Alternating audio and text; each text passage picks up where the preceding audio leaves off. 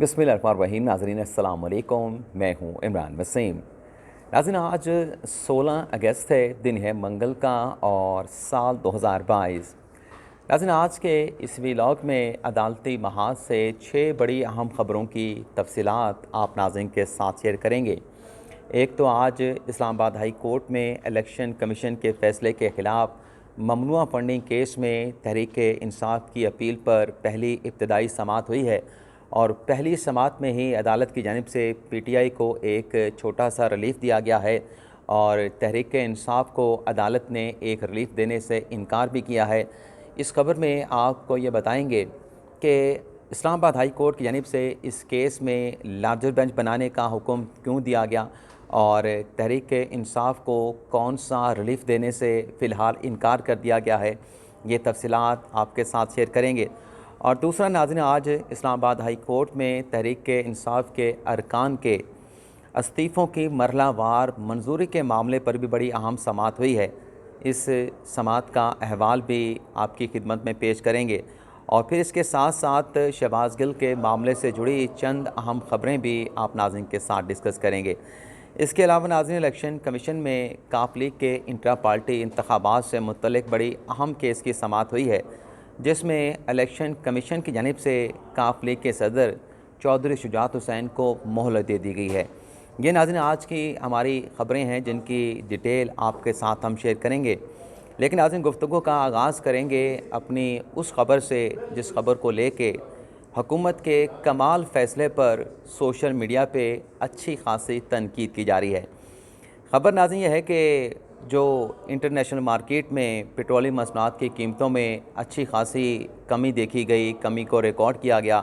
और फिर पाकिस्तान में जो डॉलर है उसकी जो कीमत है, उसकी जो वैल्यू है, उसमें भी पिछले कुछ दिनों से बड़ी जो कमी जो है वो देखी जा रही है। बड़ी तेज़ी के साथ डॉलर की कीमत में कमी और जो पाकिस्तान का रुपया है उसकी कदर में इजाफ़ा हो रहा है। तो इस सारी सूरत हाल में नाज़रीन, पाकिस्तान के जो 22 करोड़ अवाम हैं वो हुकूमत से ये एक्सपेक्ट कर रहे थे कि 15 अगस्त को हुकूमत की जानिब से पेट्रोलियम मसनूआत की कीमतों में कमी की जाएगी और ख़बरें ये सामने आ रही थी कि ग़ालिबन पेट्रोल की कीमत में कोई 15 से 18 रुपए तक की कमी की जाएगी। लेकिन नाज़रीन, कल हुकूमत ने फिर कमाल फ़ैसला किया, आवाम की तवक्कुआत के बरक्स फ़ैसला किया कि बजाय इसके कि पेट्रोलियम मसनूआत की कीमतों में कमी की जाती, हुकूमत की जानिब से पेट्रोल की कीमत में मज़ीद 6 रुपये जो है वो इजाफ़ा कर दिया गया। और इस कमाल फ़ैसले पे नाज़रीन पे सरप्राइज़ ये है कि मरीम नवाज़ का एक ट्वीट आता है, वो ये कहती हैं कि जो पेट्रोल की कीमत में इजाफ़ा किया गया है इस पर काफ अपना नून लीग के जो कायद हैं मियाँ नवाज शरीफ की जानिब से नाराज़गी का इज़हार किया गया है, बरमी का इज़हार किया गया है और मरीम नवाज़ ने भी कहा कि मैं भी पेट्रोल की कीमतों में जो इजाफ़ा हुआ है इसको मैं भी एक्सेप्ट नहीं करती। अब मरीम नवाज़ साहबा ने ट्वीट भी कर दिया, अपने वालिद की नाराज़गी का इज़हार भी पाकिस्तान के अवाम को बता दिया, लेकिन अवाम को मिला क्या? पेट्रोलियम मसनूआत की कीमतों में तो 6 रुपये का इजाफ़ा कर दिया गया। और अगर कोई ऐसी सूरत हाल थी कि आपने अगर पहले से पेट्रोल ख़रीद रखा था, पेट्रोल का आपके पास पहले ज़ख़ीरा मौजूद था, तो एटलीस्ट ये कर लिया जाता कि बजाय इसके कि आप कीमतों में कमी करते, कम से कम जो कीमतें चल रही थी उन्हीं कीमतों को बरकरार रखते। लेकिन हुकूमत ने कमाल फ़ैसला किया कि ना कीमतों में कमी की गई, ना पहले से जो कीमतें पेट्रोलियम मसनूआत की थी उन कीमतों को बरकरार रखा, बल्कि उस पर मज़ीद जो है वो 6 रुपये का इजाफ़ा कर दिया गया। अब हम ये देख रहे हैं कि सोशल मीडिया पर हुकूमत के इस फ़ैसले पर अच्छी खासी जो है वो तनकीद की जा रही है कि पेट्रोल की कीमतों में आलमी मार्केट में कमी हुई, पाकिस्तान में डॉलर की कदर में कमी हुई, रुपए की कदर में इजाफ़ा हुआ। तो इस सूरत हाल में अवाम जो है ये पेट्रोल की कीमत में जो इजाफ़ा किया गया है इसको एक्सेप्ट करने के लिए तैयार नहीं हैं। अब देखना क्या होगा, हुकूमत ने फ़ैसला तो वापस नहीं लेना, चाहे नवाज शरीफ नाराज़गी का इज़हार करें, चाहे मरीम नवाज़ नाराज़गी का इज़हार करें, इजाफ़ा कर दिया गया है। और अब लग ये रहा है कि ग़ालिबन 1 सितंबर को ये जो अवाम को फ़ायदा मिलना था, ये फ़ायदा ग़ालिबन अब 1 सितंबर को जाकर जो है अवाम को जो है वो फॉरवर्ड किया जाएगा। अब आ जाते हैं जो इलेक्शन कमीशन के फ़ैसले के ख़िलाफ़ तहरीक इंसाफ ने गुज़िश्ता हफ़्ते अपील दायर की थी और इस अपील पर नाज़रीन आज पहली इब्तदाई समाअत हुई है। और पहली इब्तदाई समाअत में जो इस्लामाबाद हाई कोर्ट के कायम मकाम चीफ जस्टिस हैं आमिर फ़ारूक, उनकी जानिब से इस अपील पर समाअत के लिए लार्जर बेंच बनाने का हुक्म दे दिया गया है। अच्छा, अदालत के इस हुक्म पर कुछ दोस्तों की जानिब से एतराज़ उठाया गया कि लार्जर बेंच बनाने की दरख्वास्त तो तहरीक इंसाफ की जानिब से की नहीं गई थी, तो फिर इस केस में लार्जर बेंच क्यों बनाया गया। तो नाज़रीन, ये जो केस है कोई इतना कोई सादा सा केस नहीं, इतना सिंपल केस नहीं, बल्कि बड़ा कम्प्लिकेटेड सा केस है। एक सियासी जमात के मुस्तकबिल का मामला है, तो ग़ालिबन इसी नुक्ते को जहन में रखते हुए जो कायम मकाम चीफ जस्टिस हैं उनकी जानिब से लार्जर बेंच बनाने का हुक्म दे दिया गया है। और अब 18 अगस्त को अदालत जो है इस केस के ऊपर बाकायदा समाअत का आगाज़ करेगी। अब देखना ये होगा कि लार्जर बेंच में कौन से जज साहबान को शामिल किया जाता है। दूसरा नाज़रीन, जो तहरीक इंसाफ के वकील अनवर मंसूर खान इस केस में पेश हुए, उनकी जानिब से ये इस्तदा की गई कि जो शोकास नोटिस है, शोकास नोटिस के ऊपर जो इलेक्शन कमीशन में 23 अगस्त को समाअत होने जा रही है, उस शोकास नोटिस के ऊपर PTI के ख़िलाफ़ कार्रवाई को रोक दिया जाए। लेकिन अदालत ने फ़िलहाल ये कहा है कि शोकास नोटिस के ऊपर जो भी कार्रवाई इलेक्शन कमीशन में चल रही है उसको नहीं रोक रहे और 18 अगस्त को दोबारा समाअत करेंगे। और जो हुक्म इम्तना देने का मामला है, जो इलेक्शन कमीशन के फ़ैसले का जो ऑपरेशन है उसको सस्पेंड करने का मामला है, इसको आइंदा समाअत पर लार्जर बेंच ही देखेगा। इस केस में नाज़रीन तहरीक इंसाफ की तरफ से अनवर मंसूर खान पेश हुए। उनकी जानिब से ये कहा गया कि इलेक्शन कमीशन के फ़ैसले के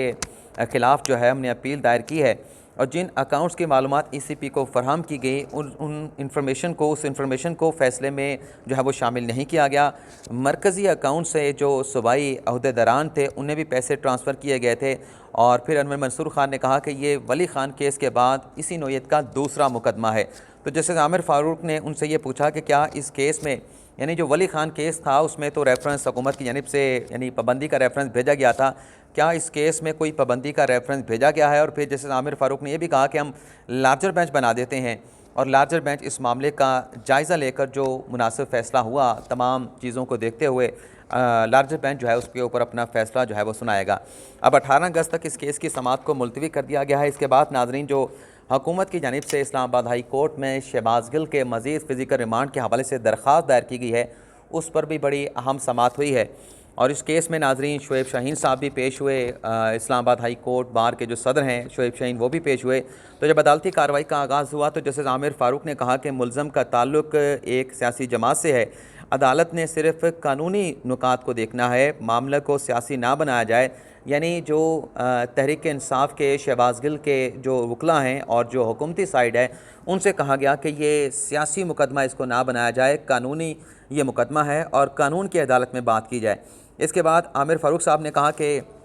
हमने देखना यह है कि जो अपील दायर की गई है इस्लामाबाद हाई कोर्ट में, क्या ये अपील काबिल समाअत है। जब रवियन की दरख्वास्त भी निचली अदालत से मुस्तरद हो चुकी है तो क्या रिमांड का जो मामला है उसका अदालत जायज़ा ले सकती है। इसके बाद नाज़रीन राजा रिजवान अब्बासी जो कि सरकार की तरफ से पेश हुए थे, उन्होंने बात करने की दलाइल देने की बात की, दलाइल देने की कोशिश की, तो PTI के वकला की जानिब से एतराज़ उठाया गया। तो जैसे आमिर फ़ारूक ने कहा कि आपकी साइड से, शहबाज गिल की साइड से 6 वकला दलाइल दे रहे हैं, तो इस पर अगर रिजवान अब्बासी दूसरी साइड से दलाइल देते हैं तो इस पर आपको एतराज़ क्या होगा। जैसे आमिर फ़ारूक ने कहा कि यह दुरुस्त है कि जो मुल्ज़म है वो एक पॉलिटिकल फ़िगर है, एक सियासी जमात का अहदेदार है, लेकिन हमारे सामने ये बात बेमायनी है कि किसी मुल्ज़म को रिमांड पर पुलिस के हवाले करना एक संजीदा मामला है। और जज साहब ने कहा कि बज़ाहिर सेशन अदालत का फ़ोरम मौजूद है, वो इस मामले को सुपरवाइज़ कर ले, सेशन अदालत देख ले कि जुडिशल मजिस्ट्रेट ने जो फ़ैसला दिया है वो फ़ैसला दुरुस्त है नहीं दुरुस्त। तो सरकारी वकील ने इस पर यह कहा कि ये जो अपील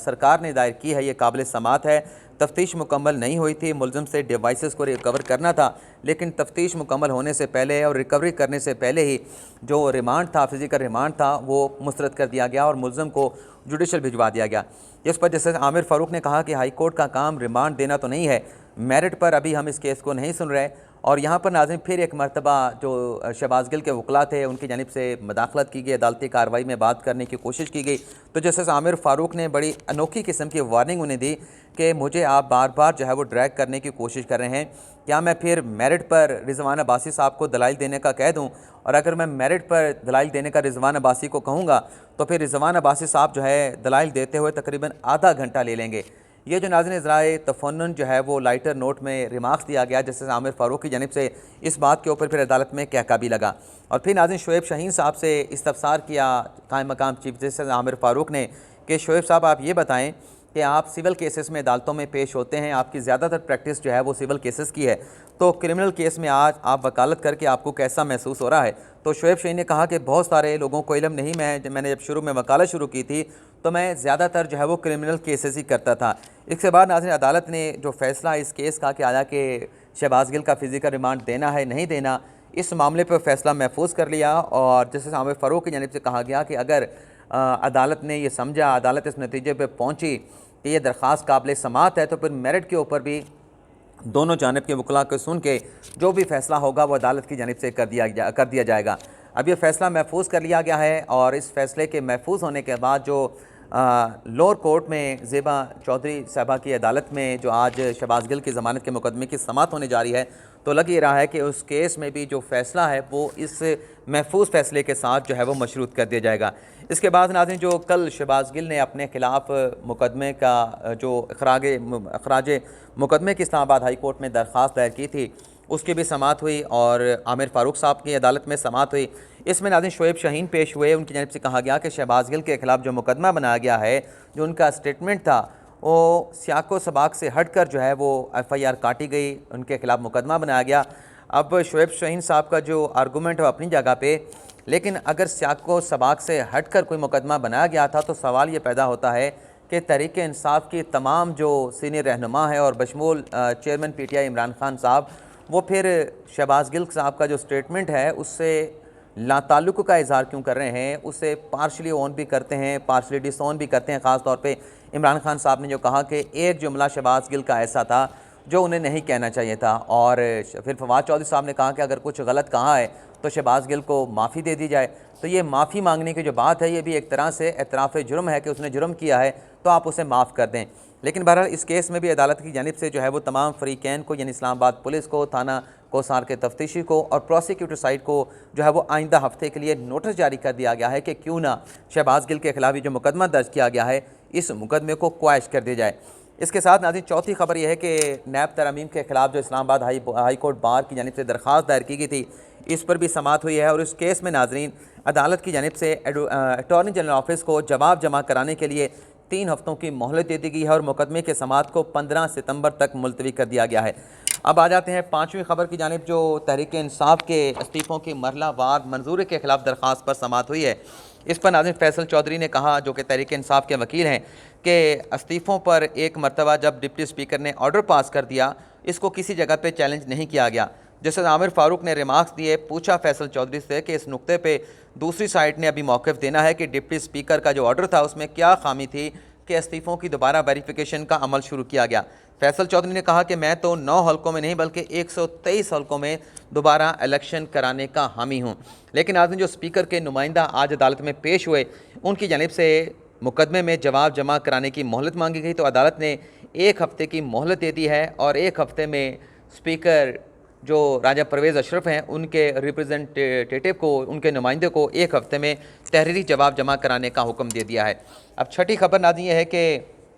जो चौधरी शुजात हुसैन की जानिब से काफ लीग के इंट्रा पार्टी इलेक्शन को चैलेंज किया गया था, उसके भी आज इलेक्शन कमीशन में समाअत हुई है, जिसमें चौधरी शाफे हुसैन पेश हुए हैं, चौधरी सालेक हुसैन पेश हुए हैं, तारिक बशीर चीमा पेश हुए हैं और परवेज़ इलाही ग्रुप की जानिब से कामिल अली आगा इलेक्शन कमीशन में पेश हुए। नाज़रीन परवेज़ इलाही के वकला की जानिब से एक तो इलेक्शन कमीशन की जो कार्रवाई है इसके दायरा अख्तियार को चैलेंज किया गया, एतराज़ उठाया गया और फिर परवेज़ इलाही के वकील ने कहा कि प्रेस रिलीज़ पर यह मुकदमा इलेक्शन कमीशन में जो है वो फ़ाइल किया गया है, जमा कराया गया है। तो चीफ इलेक्शन कमीशन ने ये रिमार्क्स दिए कि अगर आपको नोटिस नहीं मिला था तो फिर आपने इलेक्शन कमीशन की कार्रवाई को लाहौर हाई कोर्ट में कैसे चैलेंज कर दिया। तो काफ लीग के वकील ने, परवेज़ इलाही के वकील ने यह जवाब दिया कि मीडिया का दौर है, मीडिया के ज़रिए हर खबर जो है वो मुतलका लोगों तक पहुँच जाती है। चीफ इलेक्शन कमिश्नर ने आज ये रिमार्क दिया कि हाई कोर्ट ने इस मामले पे इलेक्शन कमीशन को जो है वो पहले फ़ैसला करने की हदायत की है, आप दलाइल दें, दलाइल के बाद हम फैसला करेंगे कि इस केस को आगे कैसे चलाना है। तो परवेज़ इलाही के वकील ने यह दलाइल दिए कि इलेक्शन कमीशन के फैसले के बाद